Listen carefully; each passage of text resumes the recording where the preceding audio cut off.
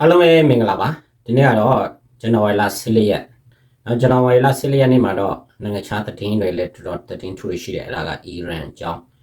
အဲ့ဒါကသမ္မတထရန့်ကပြောတယ်ငါတို့ငါလာပြီဆိုပြီးတော့ပြောလိုက်တဲ့သတင်းပေါ့နော်နောက်တစ်ခုကစစ်တွေမှာကမောက်လည်းဖြစ်ကုန်တယ်ဆိုတော့အဲ့ဒီမှာစက္ကစဖက်က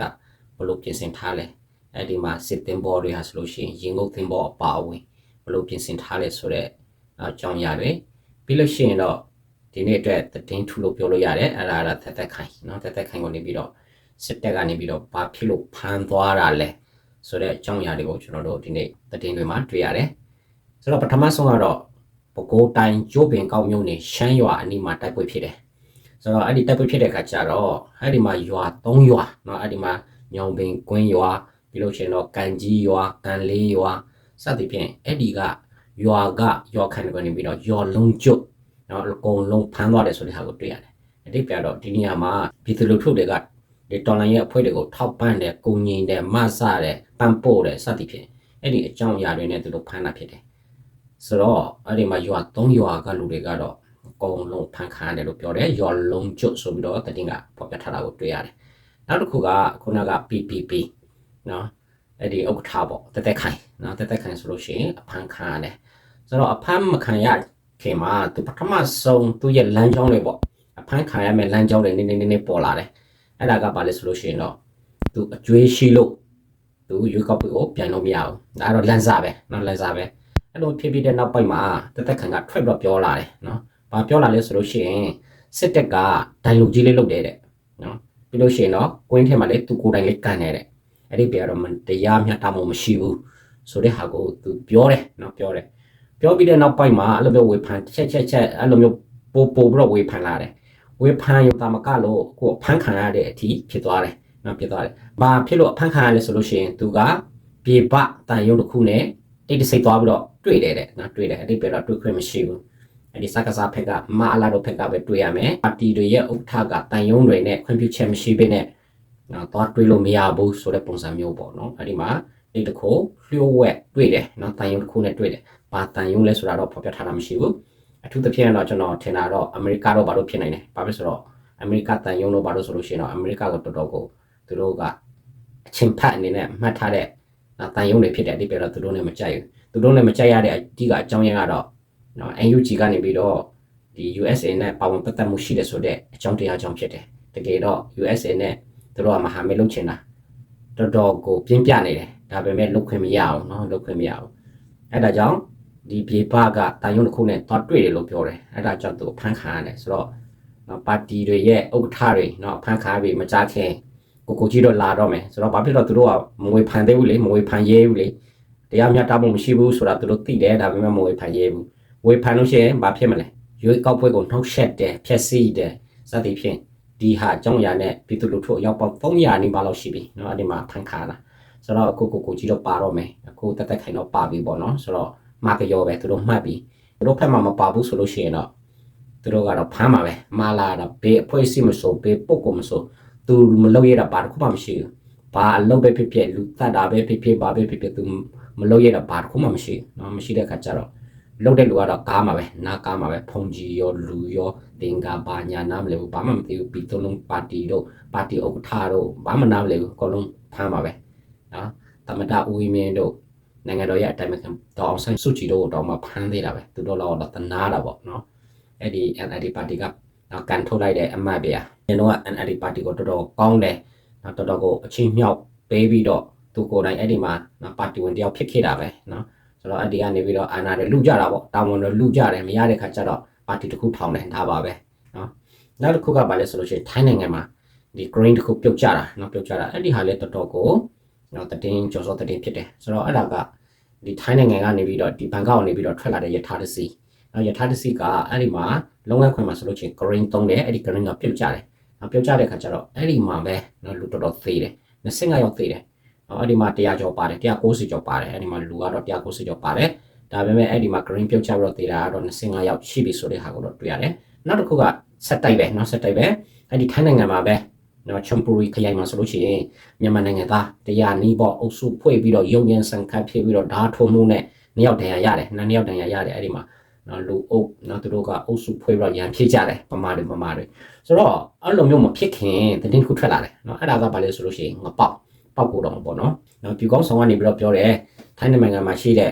အဲ့ဒီမှာဒီမြန်မာပြည်သားတွေရှိတဲ့အများရှိတဲ့နေရာမှာသူ့လူတွေကိုလှုပ်ပြီးတော့အဲ့ဒီမှာပြဿနာလောက်ခိုင်းဖို့လူတွေကိုလှုပ်ဖို့အတွက်သူစီစဉ်နေဆိုတဲ့ဟာကိုသူကိုယ်တိုင်လေးပြောတယ်တည်င်းတွေမှာလည်းတော်တော်တက်လာတယ်နောက်တည်င်းတွေမှာထက်ကျွန်တော်တို့လူမှုကွန်ရက်ပေါ်မှာတော်တော်တက်လာတယ် social influencer တွေစီမှာပေါ့နော်ဆိုတော့အဲ့ဒီနောက်ပိုင်းမှာအခုဖြစ်လာတာဆိုတော့အရင်တော့တစ်ခါမှမကြောက်အင်းအားကယာနေချီပြောတယ်ဆိုတော့မြန်မာနိုင်ငံကပြည်သူတွေကအဲ့ဒီမှာထိုင်းနိုင်ငံမှာအများရှိတဲ့ခါကျတော့သူတကယ်တည်းလူလှုပ်မယ်ဆိုလို့ရှိရင်လည်းလူတယောက်နဲ့တော့ရမှာမဟုတ်ဘူးအရိုက်ခါမှာဆိုတော့အခုယာနေချီတော့အင်းအားဖွင့်တယ်ဆိုတော့တေချာပေါက်အဲ့ဒါငါပေါက်ကနော်လှုပ်လိုက်တဲ့လူပဲဖြစ်လိမ့်မယ်ဆိုတော့ NUG ကတော့ပြောတယ်ထိုင်းနိုင်ငံမှာနေလို့ရှိရင်ထိုင်းနိုင်ငံရဲ့ဥပဒေတွေကိုလိုက်နာဖို့ဆိုပြီးတော့သူထုတ်ပြန်ထားတာကိုတော့ကျွန်တော်တို့တွေ့ရတယ်ဆိုတော့မြန်မာနိုင်ငံသားတွေထိုင်းနိုင်ငံမှာအများကြီးရှိတယ်အဲ့ဒီမှာတချို့လူတွေဆိုလို့ရှိရင်အပေါ်ကလာတယ်တချို့လူတွေဆိုလို့ရှိရင်အောက်လာတယ်နော်အောက်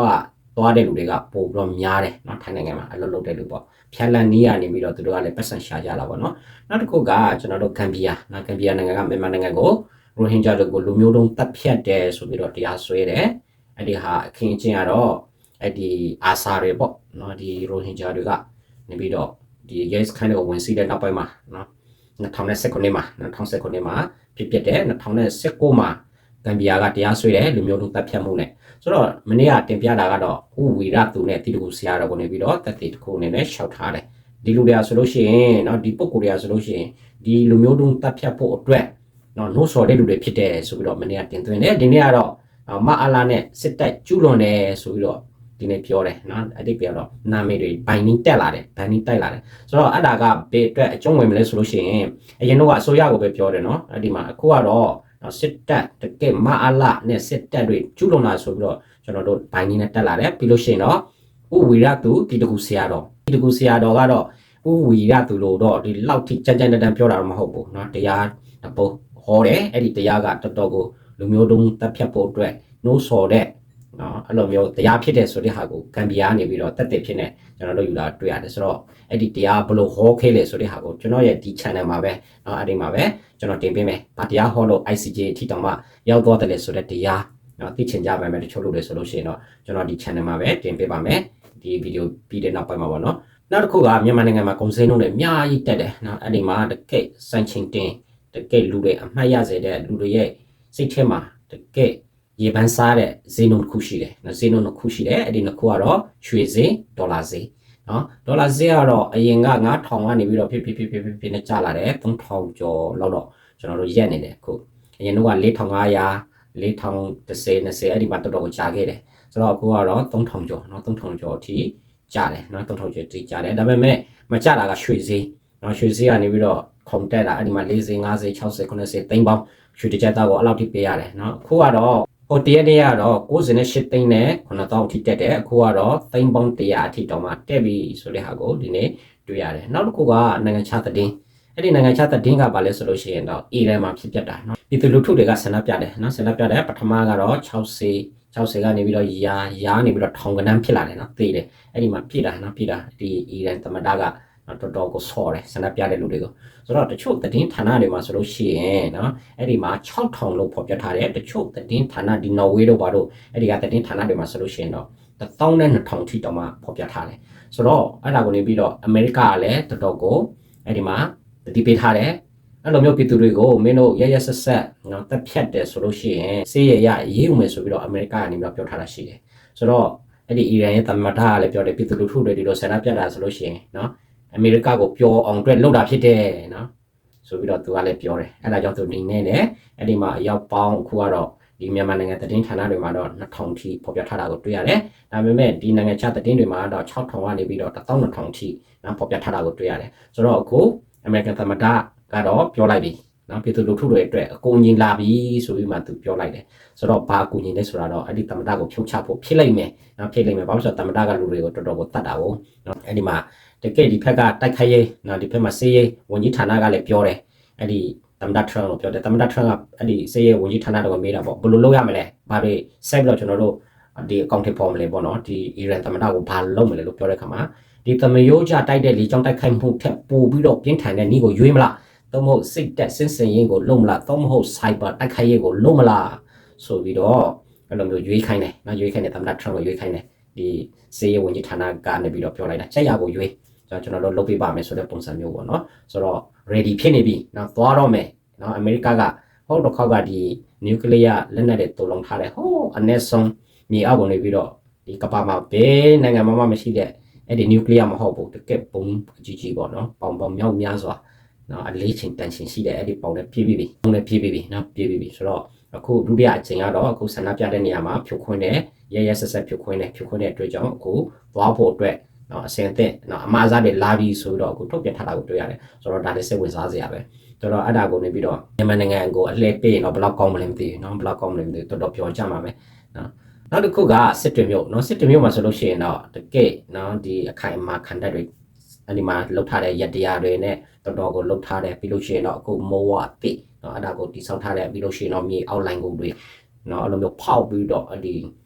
ခံတက်ကိုအကြီးအကျယ်ပြင်ဆင်နေတယ်စစ်တွေမြို့မှာနော်စစ်တွေမြို့မှာဆိုတော့ဒီဘက်ကလည်းတိုးပြီးဖြည်းနဲ့တိုးတယ်ဒါကဆတ်ကိုတော့မှဝင်ဆော်တယ်အဲ့ဒီကာကဲတစ်ခုမို့တင်ပရရှိတယ်ဆိုတော့အဲ့ဒီအပြင်နော်ဟုတ်ဖက်မှာဆိုလို့ရှိရင်ကြောက်ဖြူဖက်မှာလည်းတော်တော်ကိုအဲ့ဒီမှာထိခိုက်ကြဆုံးများတယ်ဖြည်းနဲ့အခုကြောက်ဖြူမျိုးနဲ့အနီးမှာရောက်နေပြီနော်အနီးမှာရောက်နေပြီပြီးလို့ရှိရင်တော့ဒီဖက်မှာဆိုလို့ရှိရင်လည်းနတ်ရကန်နတ်ရကန်မှာဆိုလို့ရှိရင်အစာရည်စာတွေငါပြပြီးတော့ဒီစကားစားဖက်ကလူတွေကနေပြီးတော့ဒီအလင်းဝင်လာတယ်เนาะအလင်းဝင်လာတဲ့ဖက်မှာအစာရည်စာငတ်ပြက်လို့ထွက်ပြေးလာတဲ့လူတွေအဲ့ဒီနှစ်ယောက်ဖမ်းထားတာဟိုတရက်နေ့ကဖော်ပြထားတာကိုတွေ့ရတယ်ဆိုတော့အဲ့ဒီပါဆိုလို့ရှိရင်တော့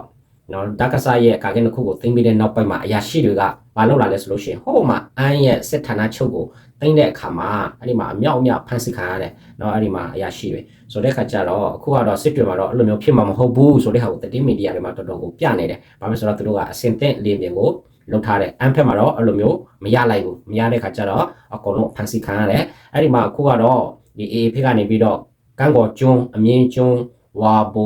ဂျာမတောက်စခန်းစသည်ဖြင့်ဒီနေရာတွေကိုနေပြီးတော့အေကလည်းနဲ့ကြည့်တယ်နဲ့ဖြစ်တယ်ဖြစ်တဲ့ခါကျတော့အဲ့ဒီပေါက်တော့အနားမှာရှိတဲ့နော်ပေါက်တော့အနားမှာအနီးအနားမှာစစ်သင်္ဘောတွေရေငုပ်သင်္ဘောတွေအင်အားတွေတိုးချဲ့ပြီးတော့အဲ့လိုမျိုးစစ်ကူတွေပို့ပြီးတော့အဲ့ဒီမှာရေချောင်းကနေပြီးတော့အကြီးအကျယ်အဲ့လိုမျိုးခုခံနေတယ်အဲ့လိုမျိုးခုခံဖို့အတွက်ပြင်ဆင်နေတယ်ဆိုတဲ့တဲ့တင်ကိုကျွန်တော်တို့တွေ့ရတဲ့တဲ့တင်တပ်ပုံတွေတော်တော်ဝေဆာကျွန်တော်တို့တွေ့ရတယ်ဆိုတော့ဒီနေ့ဇန်နဝါရီလ14ရက်နေ့မှာတဲ့မီဒီယာတွေမှာဖော်ပြထားတဲ့အကြောင်းအရာတွေကတော့ဒီလောက်ပဲဆိုတော့နောက်နေ့မှာပြန်ဆောင်ကြရအောင်ဟုတ်ကဲ့ subscribe ကိုနေခေါင်းကိုနေပေးချပေးကျွန်တော်ဗီဒီယို